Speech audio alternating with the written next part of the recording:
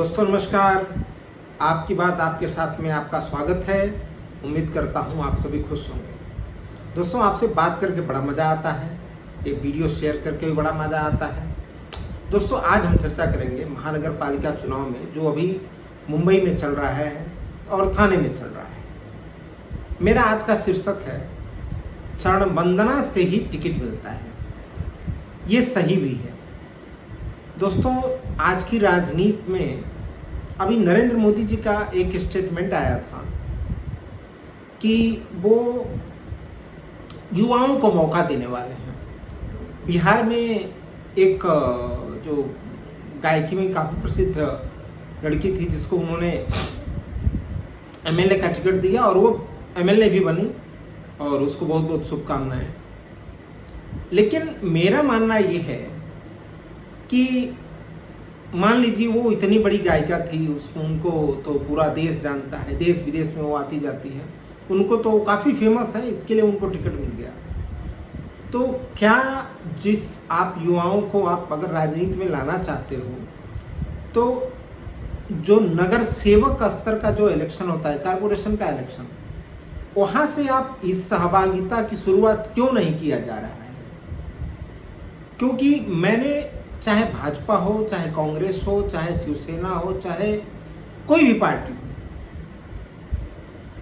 वो उन्हीं लोगों को टिकट दे रही है जो उनके इर्द गिर्द घूम रहे हैं, जो उनके साथ रह रहे हैं, जो उनके लिए फायदा दे रहे हैं या वो फायदा करा रहे हैं, वो उन्हीं को टिकट दे रहे हैं। दोस्तों जो कार्यकर्ता होता है निचले स्तर का, जमीनी स्तर का कार्यकर्ता, इसमें कोई शंका नहीं कि अगर आप सामाजिक कार्य करना चाहो तो कोई ज़रूरी नहीं है कि आप कहीं के नगर सेवक हो, कहीं के विधायक हो या कहीं के सांसद हो या कुछ भी।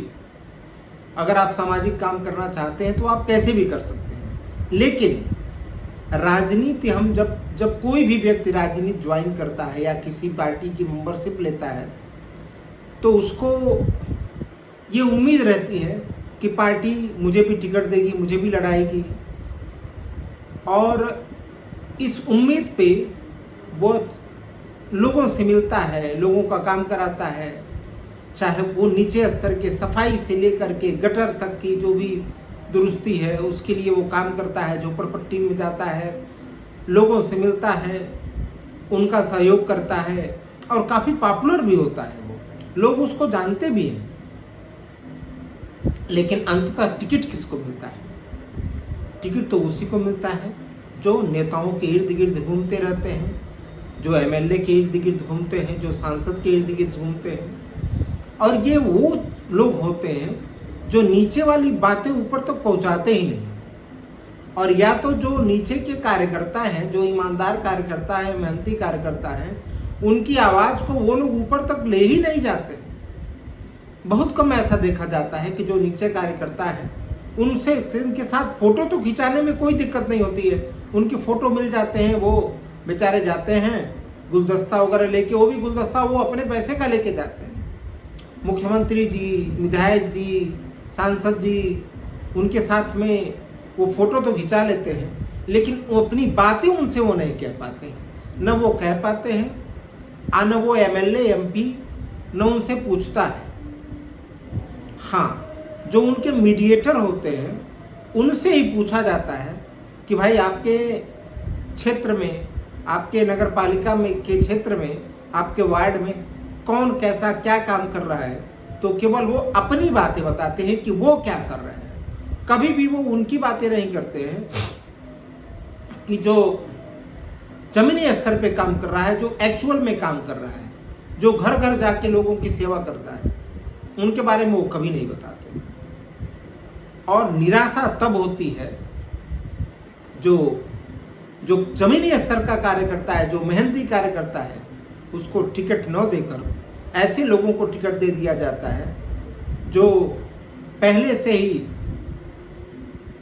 उन लोगों के साथ जुड़े रहते हैं, जो बड़े बड़े नेता लोग हैं। उस कार्यकर्ता के दिल पे क्या गुजरती होगी जो जमीनी स्तर पे जाके लोगों के साथ मिलजुल के काम करता है। और इस महानगर पालिका चुनाव 2025-26 का जो अभी इलेक्शन चल रहा है, जिसका रिजल्ट अभी आने वाला है जनवरी में, उसमें कई ऐसे लोगों को टिकट दिया गया है जो वास्तव में टिकट के जो जमीनी स्तर पे जिनका कोई रोल ही नहीं है, जमीनी स्तर पे कभी किसी से मिलते नहीं है, जाते नहीं हैं, लोग उनको जानते भी नहीं हैं, या जानते भी हैं तो उनका जो स्थिति होती है बड़ी अच्छी नहीं होती है। उनकी स्थिति मजबूत उन कार्यकर्ताओं से ही होती है जो ऑलरेडी जो जमीनी स्तर पे घूम के लोगों की मदद करते हैं। दोस्तों, ये जो पार्टियां होती है ना, ये पार्टियां करती क्या है? उनके पास 10 लोगों का लिस्ट ले लेते हैं, भाई ये 10 लोग चुनाव के लिए मेहनत करते हैं, और वास्तव में वो 10 लोग लगे रहते हैं लोगों से मिलना जुलना, सालों तक लोगों की सेवा करना। फिर पता चलता है अचानक से कोई ऐसे बंदे का नाम आ जाता है कि इन 10 लोग ही उससे दायरे से बाहर आ जाते हैं, कुछ नहीं पूछने वाला रहता है। ये बहुत जगह ऐसा हुआ है, खासकर मुंबई में तो ऐसे लोगों को मैं जानता हूँ जो 10 साल 15 साल से इस महानगर ये वार्ड में काम करते हैं। लोगों का चाहे राशन कार्ड बनवाना हो, गटर साफ कराना हो, कचड़े साफ कराना हो, म्यूनसिपालिटी का जो बाथरूम वगैरह वो सारे चीजें साफ कराना हो, मतलब छोटे से छोटे काम वो खुद कराते हैं लोगों का। लेकिन जब टिकट की बारी आती है तो किसी और को टिकट दे दिया जाता है। उसके बाद फिर उस मेहनती कार्यकर्ता को उनके पीछे लगा दिया जाता है कि भाई देखो ये इनको टिकट मिला है, आप उनको जिताना है। मैं कहता हूं ऐसा क्यों? आप सारी पार्टियों के लोग उन जो जमीनी स्तर के कार्यकर्ता हैं, जो गली गली घूमते हैं, उनके बारे में आप क्यों नहीं सोचते हैं? क्या उसमें ये योग्यता नहीं है? मेरा मानना है जो आप लोगों के इर्द गिर्द घूमते हैं ना, उनसे ज्यादा वो योग्यता रखता है। मोदी जी हों चाहे बड़ी बड़ी पार्टियां हों, सब लोग कहते हैं कि योग्य लोगों को आना चाहिए। कब लाओगे? सबसे छोटा चुनाव होता है, वार्ड स्तर का चुनाव होता है, इसमें भी इतनी धांधली क्यों ऐसा हो रहा है? ये बड़ी सोचने वाली बात है। क्या करें? जनता भी कभी कभी कुछ समझ नहीं पाती है, और जनता को जागरूक करना अभी आसान नहीं है। जनता को जागरूक करने के लिए समय थोड़ा जरूर लगेगा, हो सकता है बाद में वो जागरूक हो जाए, लेकिन दिक्कतें तो हैं। जनता जनार्दन ये सोचती है कि हमारा वोट बर्बाद ना हो, वो भाजपा के नाम पे, चाहे कांग्रेस के नाम पे, चाहे शिवसेना के नाम पे, या किसी अन्य पार्टियों के नाम पे वोट उनको देना रहता है। मार्केट में उनका दबदबा होता है, उनकी गाड़ियां, उनके बैनर पोस्टर लगे होते हैं। लेकिन इससे क्या होता है? जो जमीनी कार्यकर्ता है उसका मनोबल बहुत टूटता है। उसके बाद वो किसी और पार्टियों को ज्वाइन करता है, लेकिन कहीं ना कहीं वो धोखा जो उसको मिलता है, आप उसको कंपनसेट कैसे करते हो? अगर आप उस कार्यकर्ता के साथ इस तरीके से धोखा करते हो तो इससे ये साबित होता है कि आप जनता जनार्दन के साथ भी धोखा करोगे, और धोखा दे ही रहे हो। ये कब रुकेगा? सबसे बड़ा सवाल यही है, क्योंकि मेहनती कार्यकर्ताओं को तो आप लोग पूछ ही नहीं रहे हो, कोई भी पार्टियां नहीं पूछ रही हैं। मेरा मानना है कि राजनीति की जो शुरुआत, अगर अच्छे लोगों को वास्तव में लाना चाहते हो तो ये जो चंद आप लोगों के आगे पीछे घूमने वाले हैं, उन लोगों को थोड़ा दरकिनार करो, मेहनती लोगों पे ऊपर जरा फोकस करो, जो पढ़े लिखे हैं, जो वास्तव में जनता की तकलीफों को समझते हैं। उनके पास कार्यालय नहीं है, लेकिन फिर भी वो लोगों के दरवाजे पे जाते हैं, उनकी कुंडी खटखटाते हैं, उनका बेल बजाते हैं और उनका काम कराते हैं। ये जो जनता होती है, जो झोपड़पट्टी में रहती है, कहीं भी रहती है, ये उन छोटे कार्यकर्ताओं को फोन लगाती है और कहती है भाई मेरा ये काम है, जरा करा देना, आपकी पहुंच वहां तक है। वो उनको 10 बार फोन करते हैं, 15 बार फोन करते हैं। आप लोगों को तो वो जनता जनार्दन फोन भी नहीं कर पाती है। वो लोग सहते हैं, वो लाइन लगाते हैं, वो चक्कर काटते हैं तमाम, चाहे राशन कार्ड का ऑफिस हो, चाहे बीएमसी का ऑफिस हो, चाहे कहीं का ऑफिस हो, वो चक्कर काटते हैं, चक्कर काट के उनसे बगैर पैसे के मेहनत करके उनका वो काम कराते हैं। लेकिन फाइनली आप लोग टिकट उनको दे देते हो जो वास्तव में इस लायक है ही नहीं। हाँ, उनकी शायद उनके हाथों में जो रेखाएं हैं वो उस गरीब या उस पढ़े लिखे हुए, जो उस मेहनती के हाथों में नहीं है। तो क्या इसी तरीके से चलता रहेगा? क्या देश का विकास इसी तरीके से होगा? क्या जो चरण वंदना करते हैं उन्हीं का विकास होगा? क्या वही विकास कर सकते हैं? ये बहुत बड़ा क्वेश्चन है। और मैं यही नहीं, मुंबई महानगर पालिका की बात नहीं कर रहा हूं, मैं सारी महानगर पालिकाओं की बात कर रहा हूं। नेता लोग कहीं यहां गठबंधन करेंगे, कहीं वहां पे विरोध करेंगे, विरोध पर विरोधी पक्ष रहेंगे, लेकिन अंत में क्या करते हैं? चुनाव के बाद सब एक हो जाते हैं।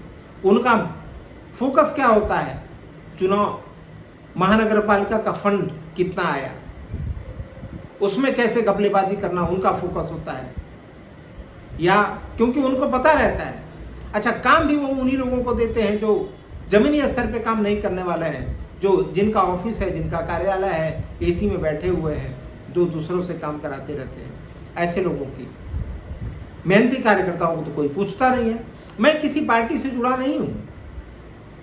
हाँ, मैं खुलेआम कहता हूं कि मैं बीजेपी को सपोर्ट करता हूं, लेकिन ऐसा कब तक चलेगा? क्योंकि मुझे किसी न किसी पार्टी को तो सपोर्ट करना ही है। मैं बीजेपी को सपोर्ट करता हूं, लेकिन बीजेपी वाले कहते हैं कांग्रेस वाले परिवारवादी हैं। लेकिन आप लोग या कोई भी पार्टियां हो भाई, परिवारवादी तो आप लोग भी बन जाए हो। जो चरण वंदना कर रहे हैं उनको टिकट मिल रहा है। इन सब से दूरी कब बनेगी? आखिर मेहनती कार्यकर्ताओं को कब मौका दिया जाएगा? हमारे कई ऐसे दोस्त हैं जिनको मैं जानता हूं, बड़े ईमानदार हैं, पढ़े लिखे हैं, उनको टिकट नहीं मिला, किन्हीं अन्य लोगों को मिल गया। जो एसी में बैठा करते हैं, जिनको ये पता भी नहीं है कि एक्चुअल में हमको किसकी क्या जरूरतें हैं, लेकिन उनको टिकट मिल जाता है। मैं 2 लोगों का नाम, बहुत ज्यादा लोगों को नहीं जानता, बहुत लोगों को जानता हूं, लेकिन 2 लोगों को बता रहा हूं। वार्ड नंबर 82 से एक हमारा मित्र है विजय राजभर। आज कम से कम उसको याद भी नहीं होगा, वो बचपन से ही इस भाजपा से जुड़ गया, लेकिन नहीं, उनको नहीं मिला टिकट। हमारे मित्र हैं कैप्टन राकेश कोयलो, जो ओशिवारा में रहते हैं। वार्ड नंबर 59 से उनको टिकट देने का भाजपा ने वादा किया था। आज कई सालों से वो लगे हुए हैं और अपने खर्चे पे वो लोगों की सेवा कर रहे हैं, और उनकी पहुंच झोपड़पट्टी से लेके बिल्डिंग स्तर तक है। 24 घंटा सेवा में लगे रहते हैं अपने खर्चे पे, लेकिन आज उनको नो टिकट दे के किसी और को टिकट दे दिया गया। ऐसा मत कीजिए आप लोग। वास्तव में अगर राजनीति की शुद्धिकरण करना चाहते हैं या अच्छे लोगों को आप लाना चाहते हैं, तो आप सभी पार्टियों से हाथ जोड़ से विनती है कि आप लोग कुछ कीजिए, नहीं तो मतलब नीचे से नीचे स्तर तक हम लोग चले जाएंगे और देश का विकास नहीं हो पाएगा। धन्यवाद, नमस्कार, प्रणाम, जय हिंद।